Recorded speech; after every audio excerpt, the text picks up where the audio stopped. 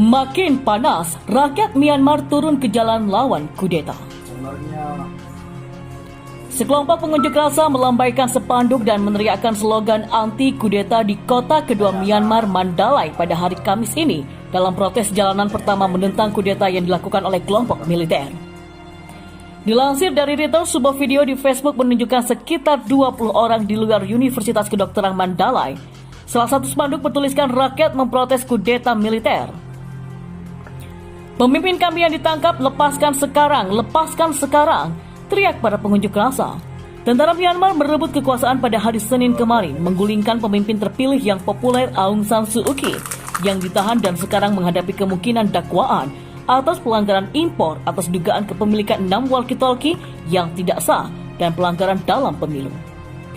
Kudeta ini dilakukan setelah berhari-hari ketegangan meningkat antara pemerintah sipil dan junta militer. Liga Nasional untuk Demokrasi atau NLD Aung San Suu Kyi sebelumnya meraih kemenangan gemilang dalam pemilu 8 November lalu. Pemilihan yang dianggap bebas dan adil oleh pengamat internasional sejak berakhirnya kekuasaan militer langsung pada tahun 2011. Namun kelompok militer menilai terjadi kecurangan pemilih yang meluas meski sudah dibantah oleh Komisi Pemilihan. Hal ini telah menyebabkan konfrontasi langsung antara pemerintah sipil dan juga militer. Dalam kudeta ini, mantan Jenderal Komando Militer Myanmar yang juga wakil presiden saat ini Min Swe diangkat sebagai presiden hingga tahun depan. Kudeta Myanmar ini juga menjadi perhatian beberapa negara asing termasuk Indonesia. Lewat laman resmi Kementerian Luar Negeri, Indonesia meminta para pihak-pihak untuk segera menahan diri agar terciptanya kondisi yang kondusif. Kudeta Myanmar, junta militer blokir Facebook untuk bungkam perlawanan.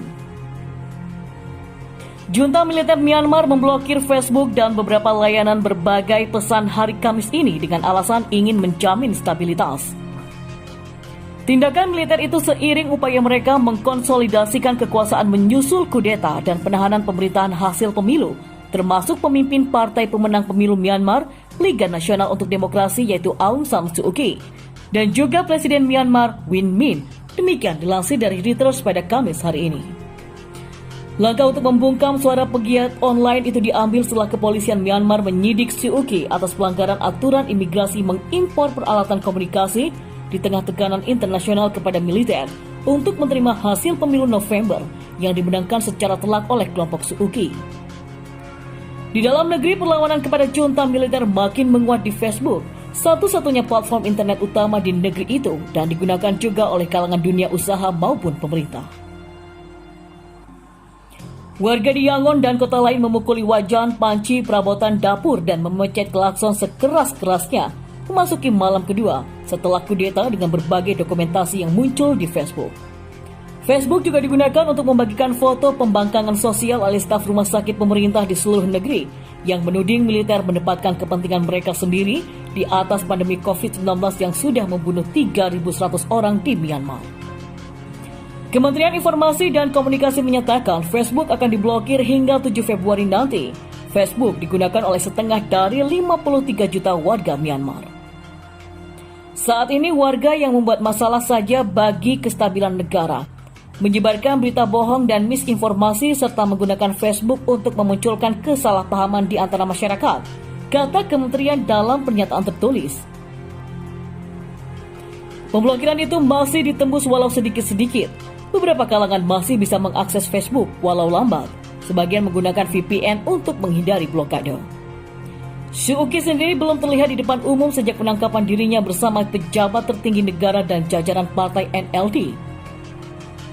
Seorang pejabat NLD mengatakan Suu Kyi menjalani tahanan rumah di ibu kota Naypyidaw, namun belum ada pernyataan apapun tentang keberadaan Suu Kyi dari junta militer. NLD memenangkan sekitar 80% suara dalam pemilihan 8 November lalu, menurut Komisi Pemilihan, tapi hal itu ditolak oleh militer dengan alasan kecurangan pemungutan suara. Namun, tuduhan tersebut dianggap yang tidak berdasar. Sementara itu, Perserikatan Bangsa-Bangsa mengatakan akan meningkatkan tekanan internasional untuk memastikan keinginan rakyat dihormati.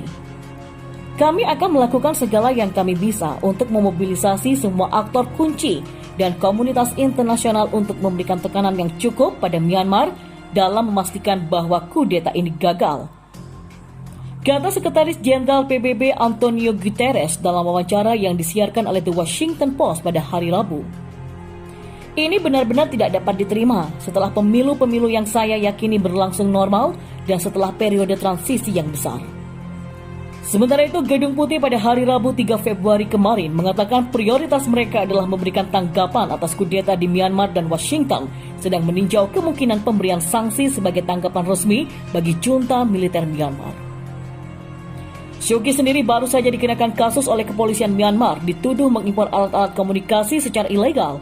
Alat-alat itu adalah walkie-talkie yang ditemukan polisi dalam rumah Suu Kyi di Naypyidaw. Ketua Parlemen ASEAN atau Perhimpunan Bangsa-Bangsa Asia Tenggara untuk Hak Asasi Manusia, Charles Santiago pun mengatakan tuduhan terhadap Suu Kyi menggelikan. Ini adalah langkah absurd oleh junta untuk mencoba melegitimasi perebutan kekuasaan ilegal mereka, katanya dalam sebuah pernyataan. Dalam dokumen pengadilan, polisi meminta penahanan Suu Kyi untuk menanyai saksi, meminta bukti, dan mencari penasihat hukum setelah menanyai terdakwa. Sebuah dokumen terpisah menunjukkan polisi mengajukan tuntutan terhadap Presiden Win Myint yang juga ditahan pada hari Senin karena melanggar protokol untuk menghentikan penyebaran virus corona. Sementara itu, Telenor Asa Norwegia, operator jaringan seluler terkemuka Myanmar, mengatakan tidak punya pilihan selain mematuhi arahan untuk memblokir Facebook.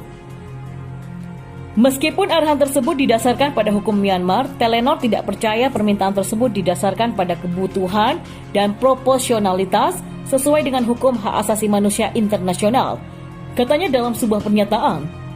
Juru bicara Facebook Andy Stone pun mendesak pihak berwenang untuk memulihkan konektivitas sehingga orang-orang di Myanmar dapat berkomunikasi dengan keluarga dan teman mereka serta mengakses informasi yang penting.